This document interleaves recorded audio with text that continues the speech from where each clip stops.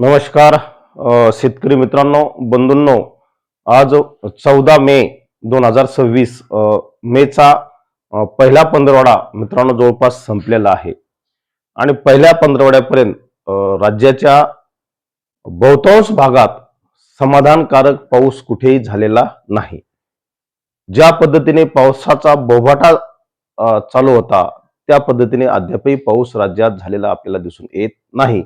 फक्त आपण राज्याचा जर दक्षिणेकडील भाग जर सोडला, आपण सातत्याने सांगितलेले दक्षिण पश्चिम भागामध्ये मित्रांनो चांगला पाऊस होईल, पावसाच्या ऍक्टिव्हिटीज वाढतील. यामध्ये सांगली, सातारा, कोल्हापूर, सोलापूर, बीड, धाराशिव हा पट्टा आपण सातत्याने व्हिडिओमध्ये सांगितलेला आहे. त्यामुळे व्हिडिओ शेवटपर्यंत पाहत चला, आपले मित्र परिवार यामध्ये जोडा.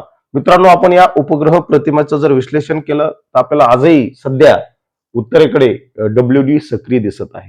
आणि जेव्हा जेव्हा WD सक्रिय असतो तेव्हा मोठ्या प्रमाणावर उत्तरेकडून उष्ण आणि कोरडी हवा ही राज्यापर्यंत येत असते. त्यामुळे उत्तरेकडल्या भागात फारशा पावसाच्या ऍक्टिव्हिटीज आपल्याला दिसत नाहीत. अगदी महाराष्ट्राचा जर आपण विचार केला तर महाराष्ट्राच्या नंदुरबार, धुळे, जळगाव या साईडला सुद्धा फारशा पावसाच्या ऍक्टिव्हिटीज नाहीत. नाशिकला झाल्या, पूर्व भागात झाल्या, काही नाशिकच्या त्र्यंबक वगैरे परिसरात झालं. याचं पाठीमागचं कारण आहे, नाशिक हे समुद्र सानिध्यातला जिल्हा आहे आणि म्हणून नाशिकमध्ये सातत्याने पावसाच्या ऍक्टिव्हिटीज होत असतात. मित्रांनो, या प्रतिमेचं जर आपण या लो प्रेशर सिस्टीमचं नेमकं ठिकाण जर आपण पाहिलं तर सध्या ही लो प्रेशर सिस्टीम काल 13 तारखेला सांगितल्याप्रमाणे निर्माण झाली आणि तिला राज्याच्या दक्षिण भागात आपला प्रभाव सुद्धा काही अंशी दाखवला. एक ट्रफ रेषा मित्रांनो दक्षिणेकडून दक्षिण मराठवाडा, सांगली, सातारा, कोल्हापूर तर त्या याच्यापर्यंत लो प्रेशर पर्यंत ती गेली होती. म्हणून राज्याच्या दक्षिण भागात पावसाच्या ऍक्टिव्हिटीज होत्या. बीडला खूप मोठा पाऊस दाखवत होते, परंतु तेवढा पाऊस बीडला झाला नाही. काल मी स्वतः बीडमध्ये स्वतः होतो. मित्रांनो, ही लो प्रेशरची जी आपण ठिकाण पाहिलं नेमकं तर ती 12.5 अंश नॉर्थ उत्तर अक्षव्रतावर आहे आणि रेखावृत्ताचा जर विचार केला तर 83.0 रेखावृत्तावर ही सध्या अस्तित्वात आहे. मित्रांनो, आपण सातत्याने सांगितलेले ही प्रणाली जर राज्यात आली असती, हिनं जर दक्षिणेकडून जर एंट्री केली असती भारताच्या, तर निश्चित संपूर्ण दक्षिण महाराष्ट्रात जबरदस्त पाऊस झाला असता. परंतु मित्रांनो, तसं दुर्दैवाने होत नाही. ही सिस्टीम या WDच्या प्रभावामुळे दक्षिण आणि पूर्वेकडे लोटल्या जात आहे. लक्षात घ्या, दक्षिण आणि या पूर्वेकडे म्हणजे म्यानमारकडे लोटल्या जात आहे.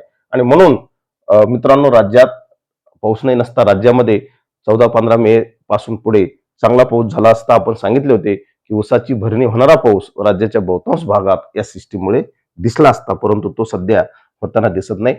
काल ज्या काही ऍक्टिव्हिटीज झाल्या या सांगली, सातारा, कोल्हापूर आणि घाटावर झाल्या, त्या राज्याच्या बहुतांश भागात नाहीत, हे लक्षात घ्या.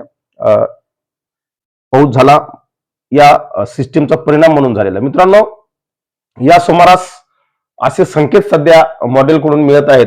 हा आपला अरबी समुद्र आहे आणि अरबी समुद्र यावर्षी उष्ण आहे, उबदार आहे, हे आपण सातत्याने सांगत आहोत. या ठिकाणी सुद्धा लो प्रेशर सिस्टीम बनणार आहेत.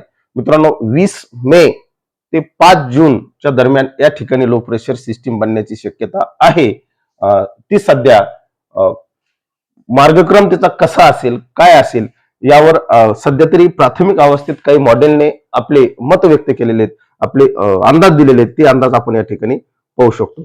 मित्रांनो, हे पहा, राज्यावर सध्या मोठ्या प्रमाणावर दक्षिणेकडेच वॉटर वेपर, ज्याला आपण आर्द्रताचे प्रमाण म्हणू, हे आहे. या ठिकाणी मित्रांनो साऊथ वेस्ट मान्सूनच्या हालचाली झाल्याचे संकेत काही खाजगी हवामान अभ्यासकांना दिलेले आहेत.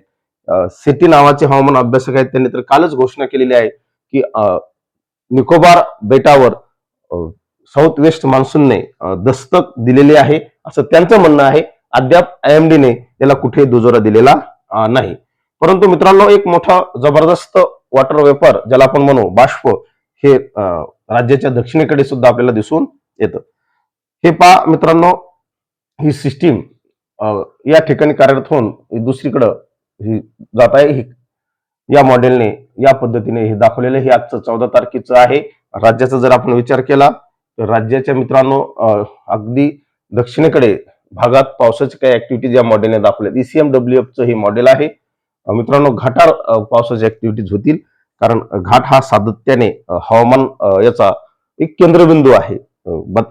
हवामानाचा केंद्रबिंदू घाट असल्या कारणानं घाटावर मित्रांनो बंगालच्या उपसागरातील लो प्रेशर सिस्टीम पुढे म्यानमारकडे जाणार हे 28 तारखेची प्रतिमा आहे. लक्षात घ्या 28 मेची आहे. 28 मेला काय होऊ शकतं या बंगाल अरबी समुद्रात निर्माण झालेल्या चक्रीवादळाचा किंवा लो प्रेशरच्या सिस्टीम. तर राज्याच्या मित्रांनो या सिस्टीममुळे राज्याच्या दक्षिणेकडे पावसाच्या ऍक्टिव्हिटीज वाढतील, घाटावर वाढतील, कर्नाटकमध्ये पूर्ण प्रमाणात वाढतील, अगदी कोस्टल लाईनवर पावसाच्या ऍक्टिव्हिटीज वाढतील.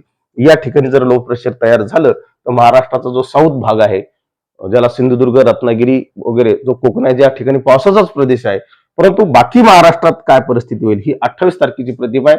राज्याच्या दक्षिणेकडे दक्षिण मराठवाड्यात सुद्धा पावसाच्या ऍक्टिव्हिटी दिसत आहेत घाटावर सॉरी या सिस्टीममुळे होतील. आणि ही सिस्टीम जर मित्रांनो थेट राज्यावर आली किंवा ही जर सिस्टीम गुजरातकडे जर गेली तर निश्चित महाराष्ट्रात जूनच्या पहिल्या आठवड्यामध्ये चांगला पाऊस होऊ शकतो अशी एक प्राथमिक शक्यता तयार झाली.